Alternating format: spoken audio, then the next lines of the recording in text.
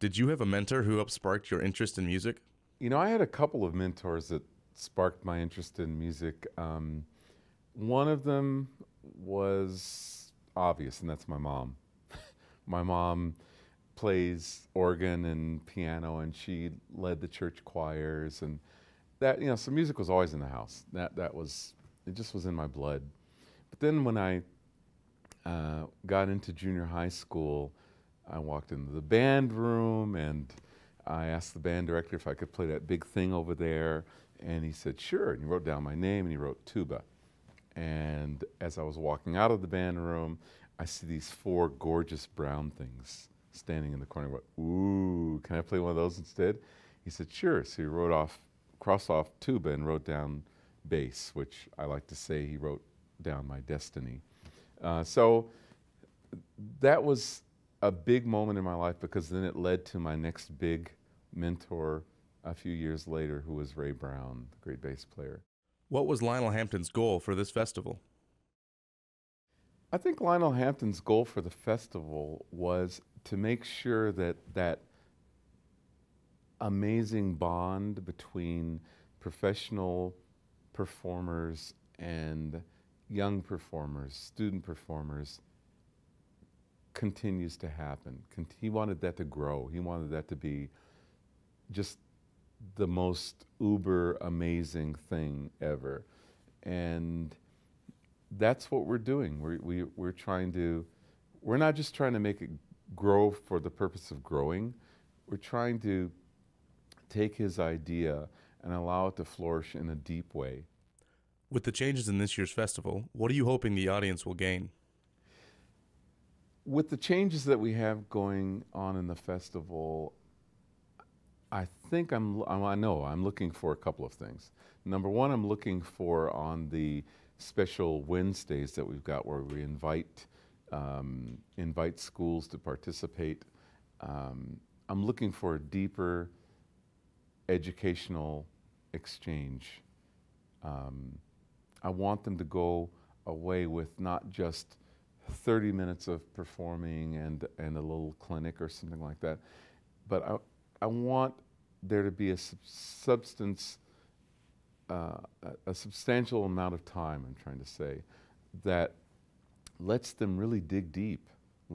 Give them an hour and a half with an amazing clinician instead of 30 minutes with an amazing clinician.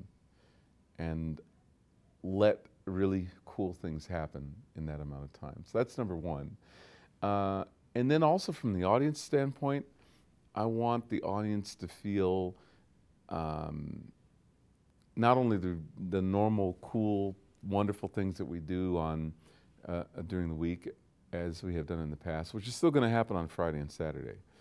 But on the Thursday, that's our chance to really get intimate. I love the performances that we give in the Kibbe Dome because it's almost bigger than life.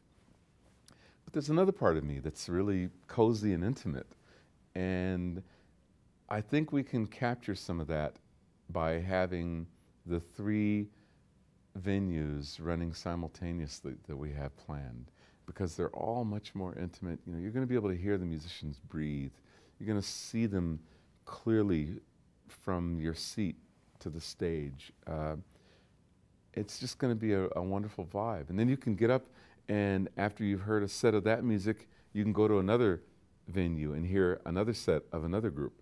And after you've heard that, you can get up and go to another venue and hear another set of another group. So I think all of that keeps the audience more involved and more alive than just sort of sitting there and hearing a great concert.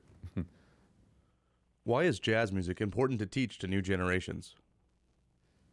Jazz is important to teach to new generations because it is such an important music. This is the music that was created here. I mean, we talk so much about America and we talk about being American and we talk about the cool things that we've produced here in this country. Maybe jazz should be at the top of the list if you ask me. And for that reason alone, I think we should. But also, it's amazing music. It's got a fantastic history. It's our history. It's our music. It's ours. The rest of the world has embraced it. The rest of the world recognizes how important it is and how deep it is. How do you get people excited about jazz? You know, I try to make students and audiences and anybody that's touching this music excited by thinking of myself as a party host. You know, not only am I going to throw a party, but I'm going to throw a dinner party. So here it is. I've got all these different tastes, all these different flavors, and gosh, we're out of time. I have more. You'll just have to come back next year because I got more flavors and more tastes for you. And I want everybody to just try a little bit of all these cool things that I've discovered that I'm a part of. And I know we're human.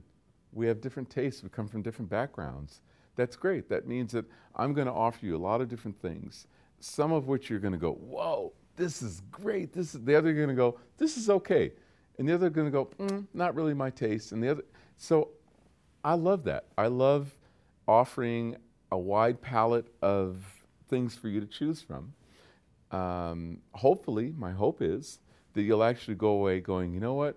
This was an awesome meal. I liked everything. That's my dream.